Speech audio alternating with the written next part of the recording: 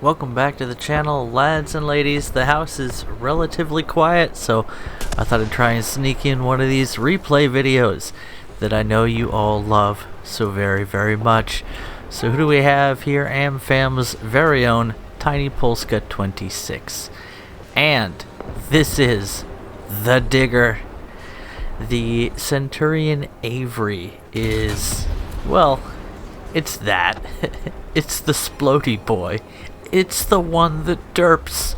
The ultimate derp gun in War Thunder. Extremely low velocity, extremely high post-penetration damage, and even though it does have the assiest of rounds in its hesh that can be very unreliable, if you do manage to get the good sauce out of this thing, which happens fairly often, you get the good sauce in ladles full. So let's all sit back, relax, and enjoy some derpage. So, how was your day? It's the new year. We're at a bright new start to 2021 before the Second American Civil War, and we're just loving life. Anyway, I've got my little baby Joshy wiggling himself to sleep next to me, and then on the couch we have two of the ladies. We have my beautiful wife and baby Zoe. Well, I mean, she's not a baby, she's a toddler, but she's still got a little bit of her baby fat left. And then in the kitchen, oh, they're connected, they're cuddled up together, and both of them fell asleep at the same time. It's kind of adorable. I love it when that happens. I went to go put Zoe to bed today, and she was like, "Mommy, mommy!" So I let her have some mommy time, and they just both immediately fell asleep. It was pretty cute. So you can see, even if you've spent a while in the Avery, and Tiny Polska has, it's one of those cannons that it's just such low velocity that you really have to be spot on with the range estimation, and it's very difficult to get a feel for how this thing shoots. You can see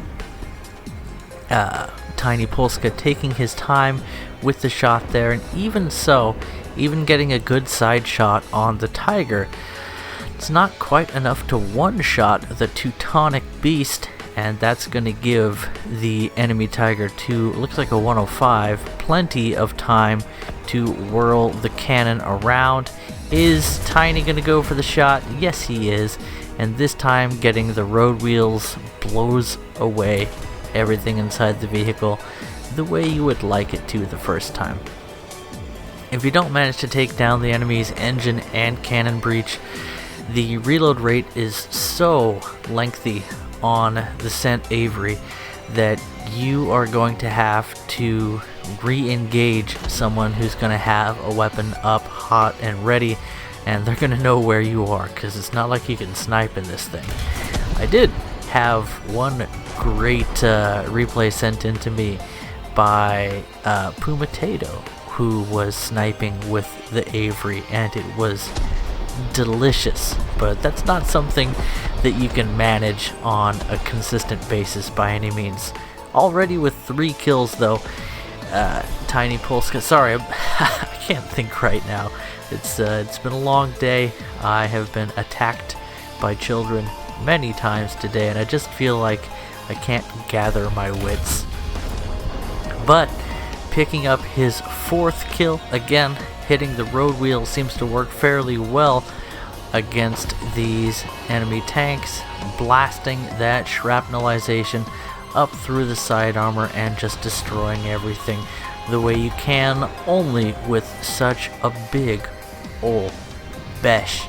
High explosive, of course, can do something similar, but so often with these explosive rounds, some little thing will absorb your entire round, and it's nice to see that there have been some changes with Hesh that really help it out in that department. There's a little bit less of hitting something like a road wheel, which used to act like spaced armor and just absorb all of that shrapnel via the side armor, which wouldn't get blown through properly.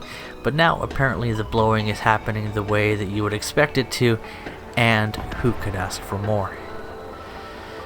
So, I was going to talk about a game that I've been playing recently, and that is the the enhanced edition of the original game, Neverwinter Nights. And that is a game that I have just huge amounts of nostalgia for. It's a very dated game, and the campaign, especially the first chapter of the campaign, is just it's pretty slow paced and honestly not really well crafted.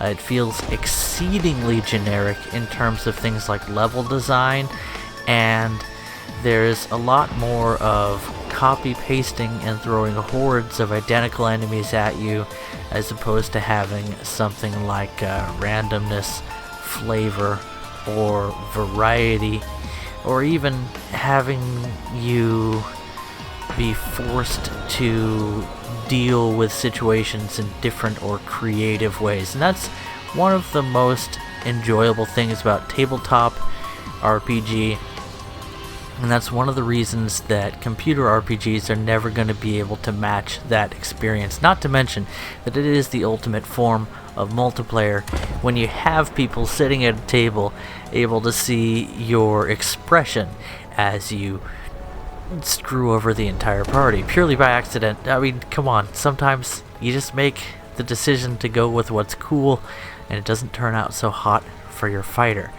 But anyway, I really need to swap out one of my spells for Fireball. I also forgot how gimped the 3.0 Bard is. It's still not a bad class by any means, but it definitely doesn't have the amount of spellcasting power or versatility that you find in later versions like Pathfinder and 5.0.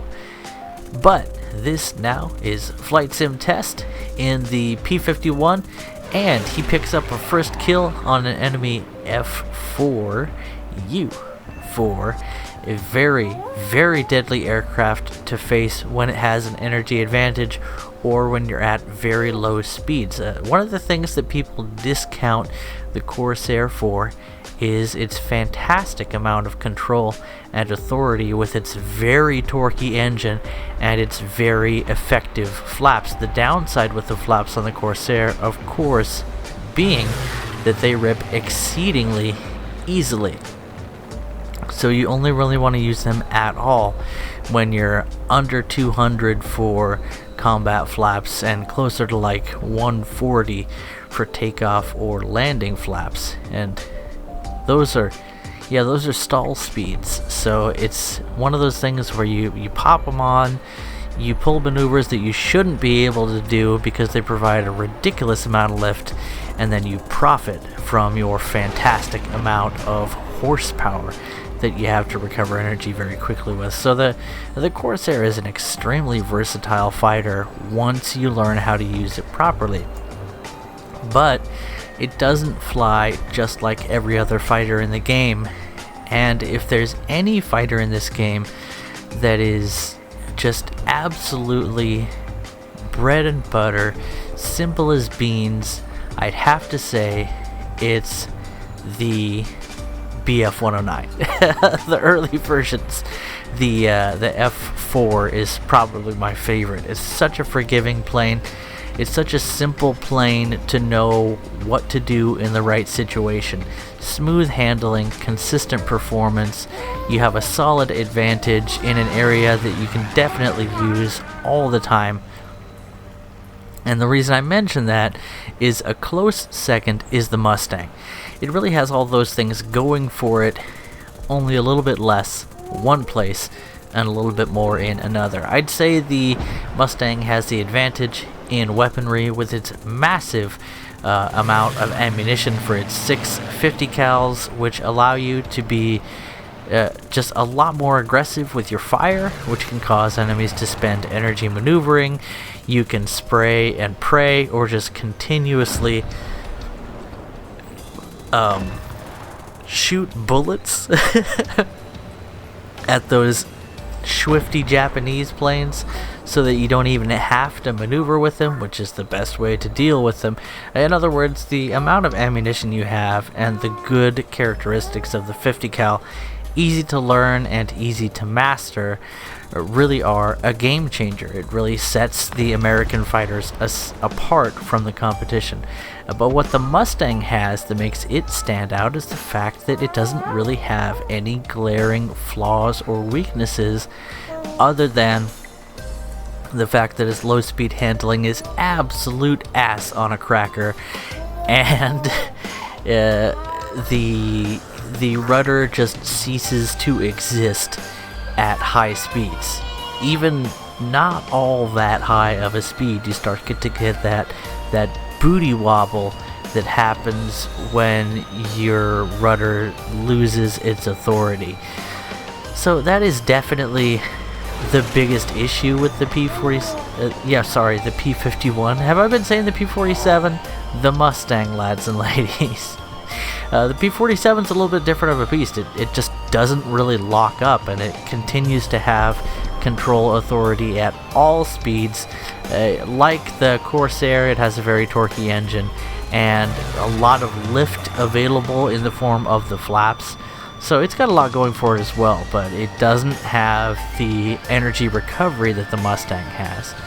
So among American fighters, I'd say the easiest to learn is probably the Mustang, and it really is a good airplane. As you can see, this Chinese-Taiwanese Mustang clearing the skies quite handily of even the 57AU1 and the Corsair F4U, the P47, all of those very capable boom and zoomers, and when caught at a similar energy state to the Mustang at medium speeds easily outmaneuvers them. It really is a good matchup for this American fighter to go up against things that are primarily boom and zoomers, because the Mustang has all of that and a bag of chips, because you do have a tighter turn circle and a lot of ability to maneuver at medium to high speeds. It's just a little bit better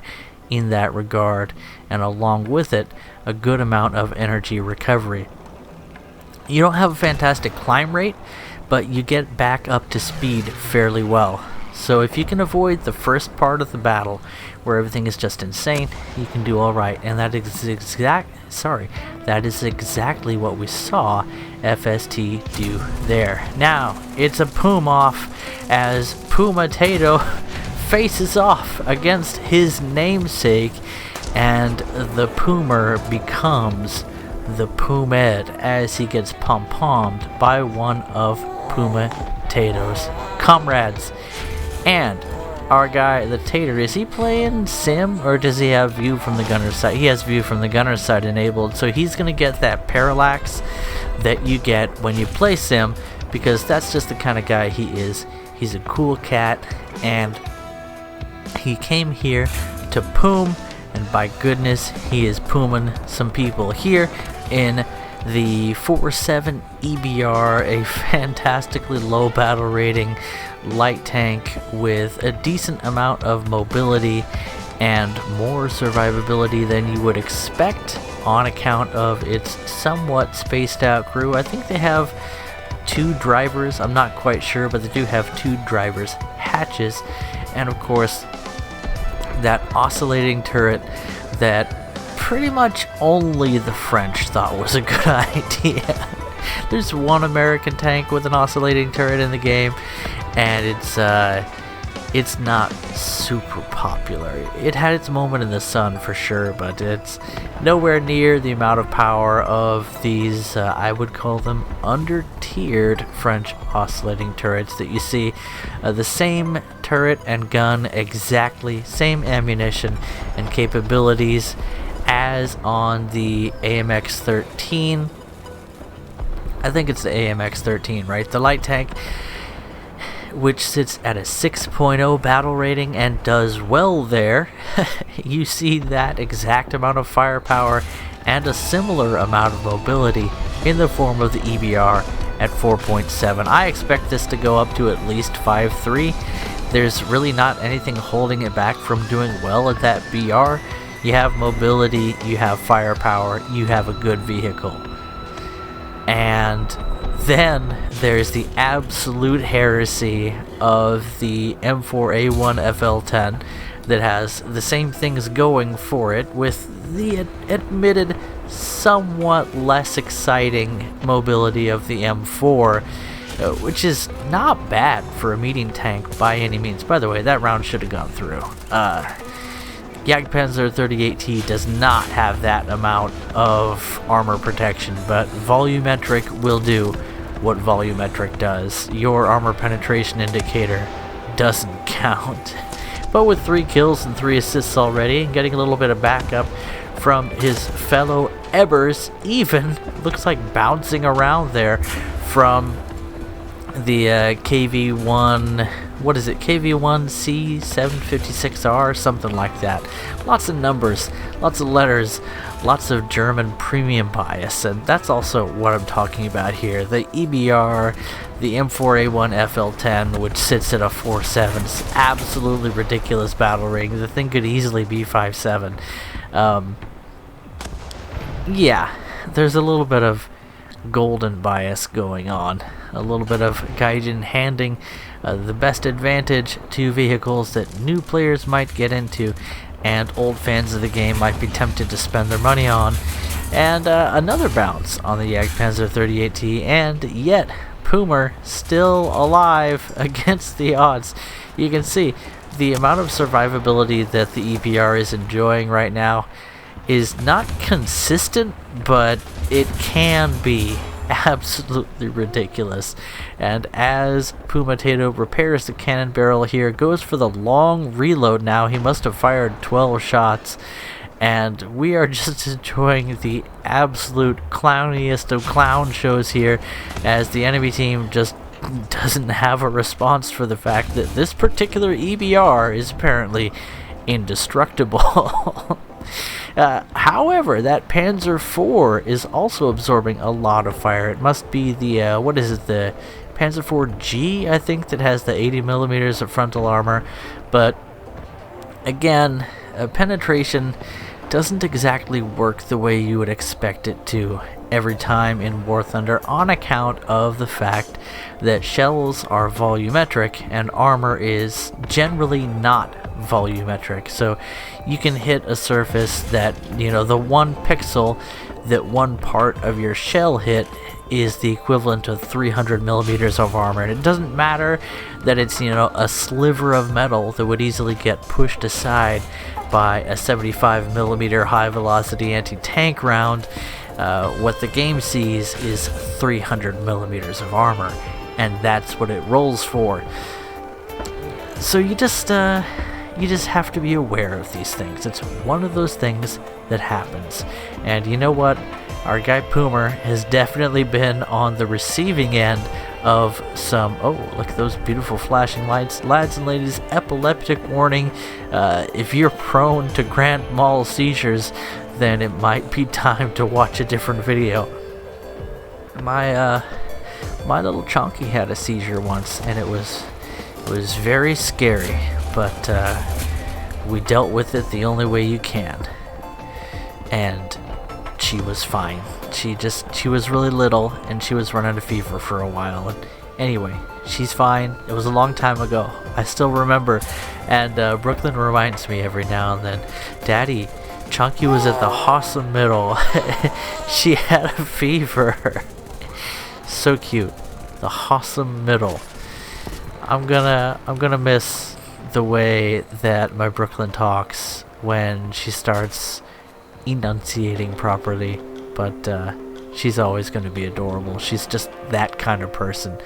And so we fast forward a bit to our guy Puma now with 8 assists and 5 kills, and picking up what sounds like a nice little barbecue aircraft destroyed, and I can smell the bacon now. Oh man, I need to barbecue. You know, that's just one of those things. I have a little charcoal grill, and I like charcoal. I think it gives a nice flavor to the meat, and it's just really neat to light some rocks on fire and make stuff happen. But here, PumaTato now in the P63. What is this? I can't remember the exact designation. It's been too long. P63C10, something like that. But it is the Super Airacobra, if you will. You can see it's a little bit extended when compared with the regular Airacobra P63, and along with that you have a generous amount of ammunition for the 37mm cannon, making it much more significant of a weapon. Pairs nicely with the 37's absolute ass accuracy, one of the few guns in the game that cannot hit the broadside of a barn even with the first shot, and compared with the Soviet 37mm, it's far inferior, except when you have an assload of ammunition. I'm using a lot of butt terminology today. I don't know, maybe I've been sitting too long, but I just gotta crack the habit. Getting cheeky over here.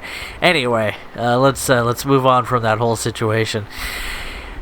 So, the 37mm when you have lots and lots of ammo is like the 50 cal when you have lots and lots of ammo, and that is if you throw enough millimeters of the wall, eventually one of them is going to hit with that powerful high explosive round or that punchy AP and cause some serious damage.